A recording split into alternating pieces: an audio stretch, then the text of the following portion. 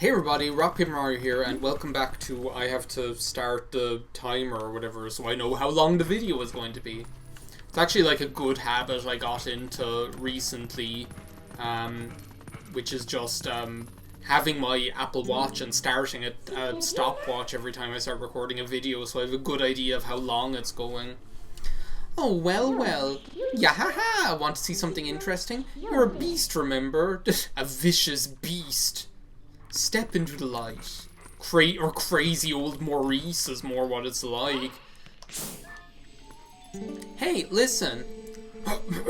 Can't run away any further. That's far enough, right? I'll be safe here, I think. What are you, Booker or something like that?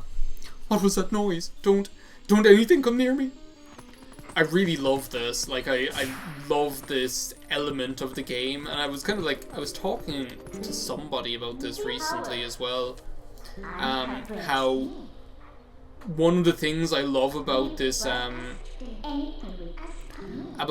about the way this game is done is how you can actually see you can actually see like the regular residents of the game, how they have some degree of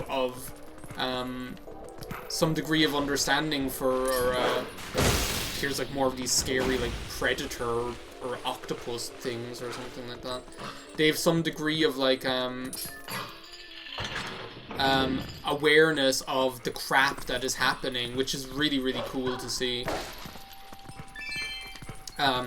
And it kind of makes it so much more real and so much more creepy, I guess, because this is like the dark Zelda game, along with Majora's Mask, I guess.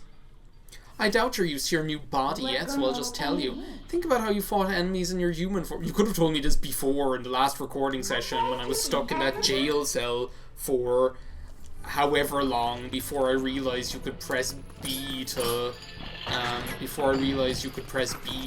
attack things. But yeah, and what I was talking about as well in the last recording session, just to kind of get this out of the way, because you know, when you're re-recording something or doing post commentary, you always have to talk about what you were talking about the last time you recorded it or something. What I was talking about was like how I have like this like Howie Mandel effect or like or Nelson Mandela effect or something of the like this false memory, I think it must be, of something I saw in a magazine. You know, I read it in a magazine. Of like something I saw in like a Nintendo official magazine, or NOM as I used to refer to it, being all cool like. Nintendo official magazine, back before this game was coming out, like, and they were showing the preliminary screenshots of it and things, and that was like one of the things I used to get so excited about because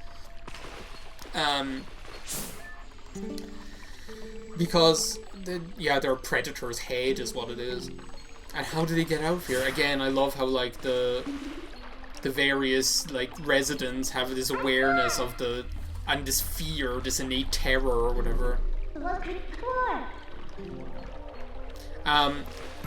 Like in magazines, that's where I suppose like the internet was a thing. It's just I didn't really use it, you know, I guess.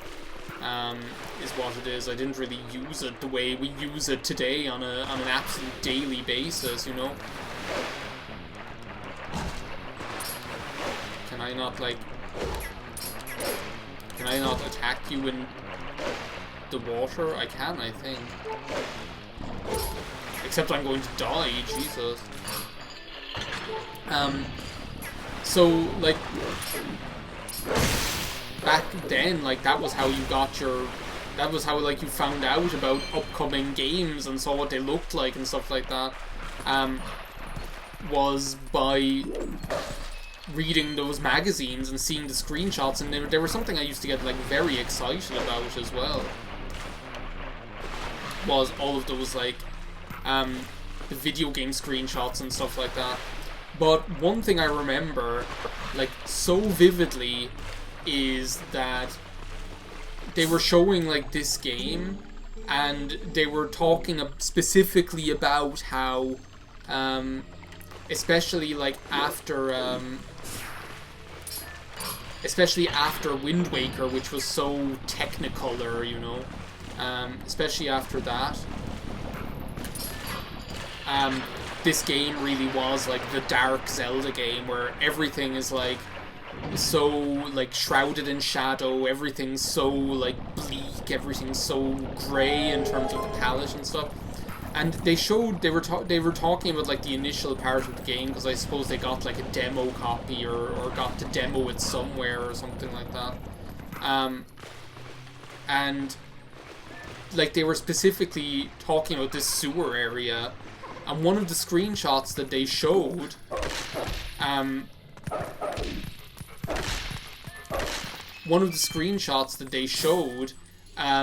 showed like that, showed like the sewer area, but with like loads of like spirits wandering around in there or something like that, you know, which like it definitely didn't like look anything like the game actually does in my memory. You know, again, I think it's like something that I'm like misremembering or something, because there's no point in this game where you see an area like this with like several ghosts just floating around the place, you know. But I guess it's just like a something I'm misremembering, you know, that actually didn't happen the way I think it happened. Where in the world could we be? Oh, I wonder. The thing about like playing a game like this, like an old game, you know,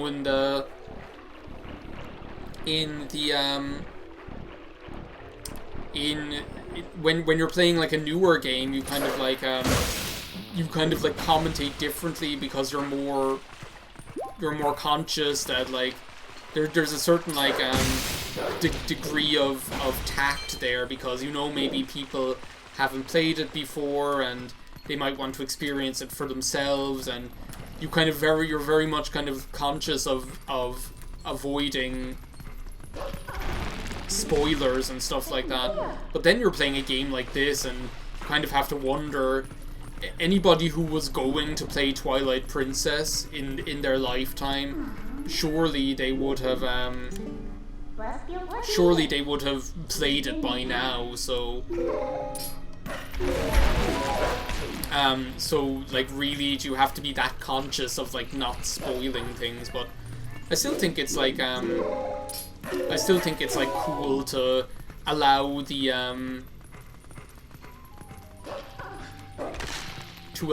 game's narrative to be spoiler free, I guess, if you know what I mean. Like to like not spoil yourself in the experience, because that's the way the game's narrative is supposed to work. You know, the game's narrative is supposed to work that you don't know where you are and you don't know what's actually happening and you don't know what this really is and stuff. So, you know, let the game have its fun is the way I see it. There's like more scary looking enemies, and the enemies in this game, like really and truly, I know I was talking about this. I'll shut up about what I was talking about in the first time I recorded this, I promise, but I really was in like the...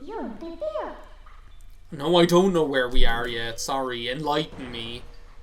She just keeps yanking my balls is what she does. The enemies in this game, they really do, like, there is nothing that... Before this, there was no enemy design like that in a Zelda game, and there hasn't been yet since then either. Here we are in the sun-drenched tropical isle Delfino, where you can see a fish fly, a mountain peak, or whatever they say in that Frasier episode. Am I just going to talk about Frasier all the time in this LP? So we're finally able to get out. And look at the sky, isn't the black cloud of Twilight looking beautiful today? Which is like, the way she says it is like something out of like Welcome to Night Vale or something. You know, the way they're, like the black cloud of Twilight, like it's some sort of like local thing that just is there all the time, which I guess that makes sense for her to to view it like that, you know, because it's like, for any of the rest of us, it's like saying, oh, isn't the beautiful blue sky looking nice today, you know? And for her, she's like, oh, the black cloud of Twilight.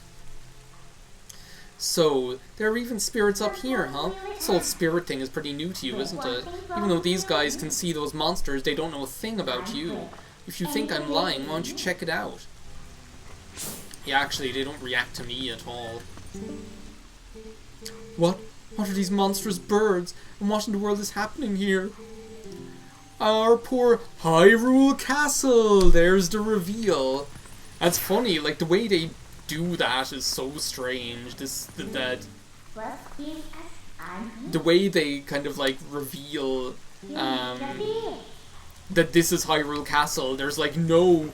They don't, like, make a big deal out of it at all. Like, they show you, like, the big sweeping cinematic of this is the castle, and they kind of, like... But they don't kind of, like, tell you, oh yeah, by the way, this is Hyrule Castle. And then and then it's just, like, this one random guy or whatever is like, oh, this is Hyrule Castle, and then they never mention it again. It's just funny. Again, these, like, cool enemy designs. These are, like, these big birds that look like their head is after being decapitated. Like, that's what it looks like. It's like their head is after being, like, chopped off or something like that. And then, like, where... And where, like, the stump of their neck is after kind of, like, opening up or something like that. It's really, really cool. It's like, it's like something... It's like that dog in, It's like that dog in The Thing or something. You know, the dog in The Thing, the way its, like, mouth opens up or whatever, and it has, like, this big, its whole head opens up or something like that. It's just crazy. I must say I love, being on top of this, like, rooftop here. It's just, like, such, like, a cool, cool part of the game. And, again, like, talking about, like, my previous self, where I didn't appreciate this at all, you know? Oh, he's swooping in at me. Like, Pet Shop or something. I didn't, like, appreciate how... Like, back then I just didn't appreciate the slow build-up of the opening of this game. And I thought I was like, oh, are we ever going to get started? But now, like, playing it with a more mature eye, again, just to reiterate, I feel like there's, like, so much to enjoy about the way that this game just opens up right at the beginning, you know? It's just so cool. Well... Are you the broad I'm supposed to meet up here?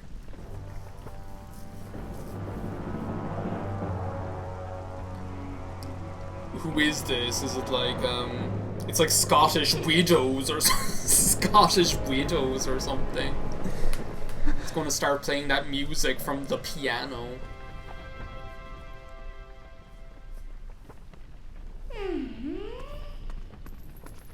Remember, Midna, links are forever, not just for Christmas. Yahaha! You remembered my name. What an honor for me. So this is the one for whom you were searching.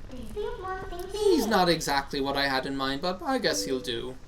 See, you know exactly who I am, I think.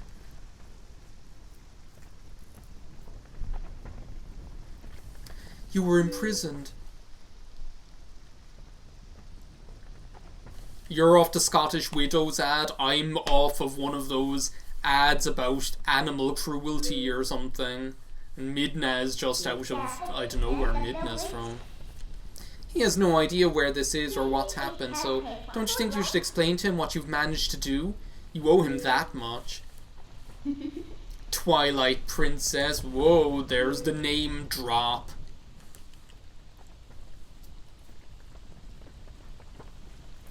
Again, I love how there's so much kind of like humanity in this, and like the way that like even the little like turns of the heads and things like that express guilt and regret and things is so good.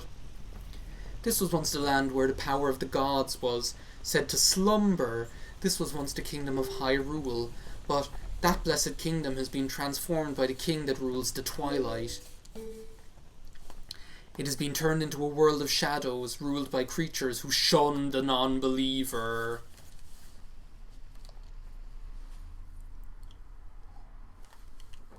Welcome to like one of the best cinematics in this game, and this game has like quite a few cool cinematics, but this one is amazing.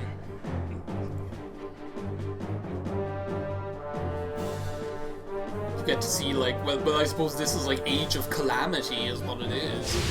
It's like Hyrule's last stand. It's the appetizer! All these like crazy predator things roll in.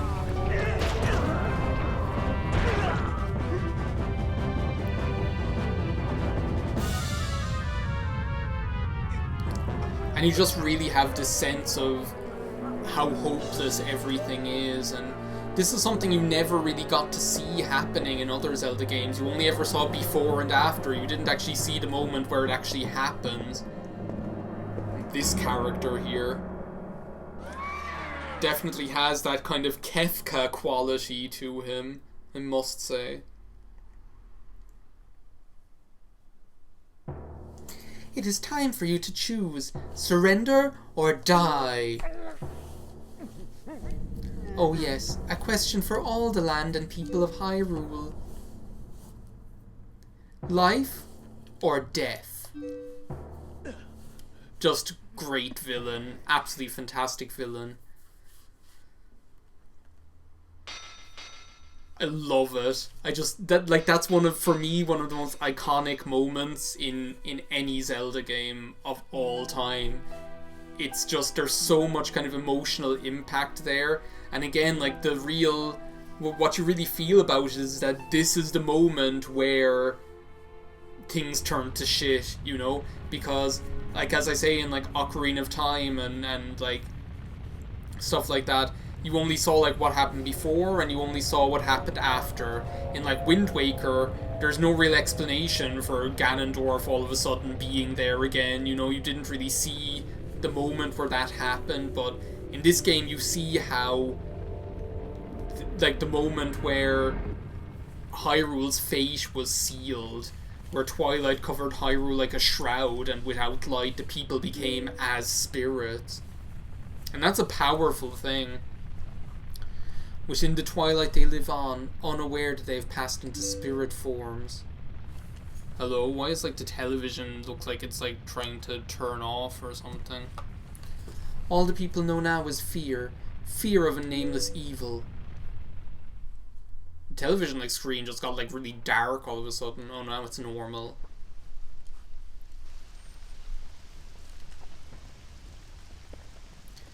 The kingdom succumbed to Twilight, but I remain its princess. Yep. We got it straight from the horse's mouth, everybody.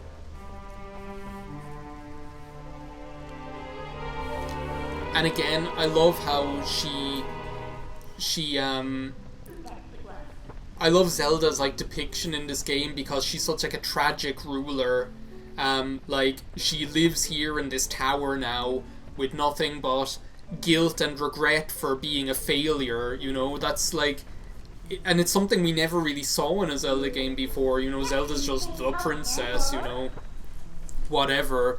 But in this game, she's so much more human, she has so much more personality.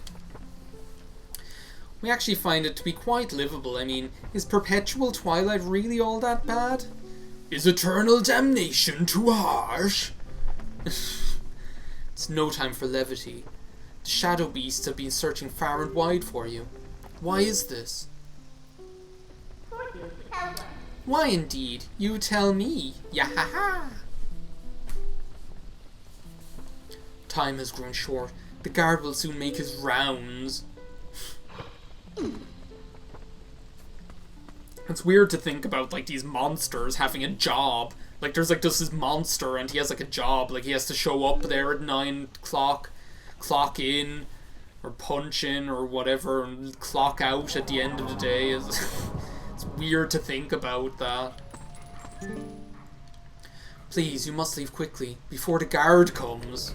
Yeah, he's just about finished his lunch break, is that it? So there we are, the exposition of The Legend of Zelda Twilight Princess. Oh, is this the guard? He's coming on his rounds, like those guards in the Truman Show or something. They're like, oh, the camera will pan over, they'll show the curtains twitch, but they never actually show anything. Here's your future is what I was going to say, and that's actually a song title. A really good song, actually, by the Thermals.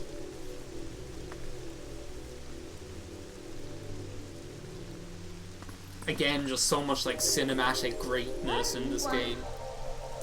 Well, do you understand where we are now? Yeah, that guard told me. Like, this is the thing that I find so funny. That the guard tells me, oh yeah, by the way, this is Hyrule Castle. And then it's just like, yeah, whatever. It's so funny. But are you really sure you should be going back? Are you sure you aren't forgetting anything important? Oh yeah, I'm still, oh them, the kids. Niles Crane and that stupid girl. You really want to save them? Well, in that case, little Midna would be happy to help you. I love her. She's just so, I love how she's, like, the helper character in the game, like the Navi, but she's definitely in charge. Like, Midna, like I was saying, Midna the dominatrix or whatever. Why don't you go back, take a little time and give it some thought.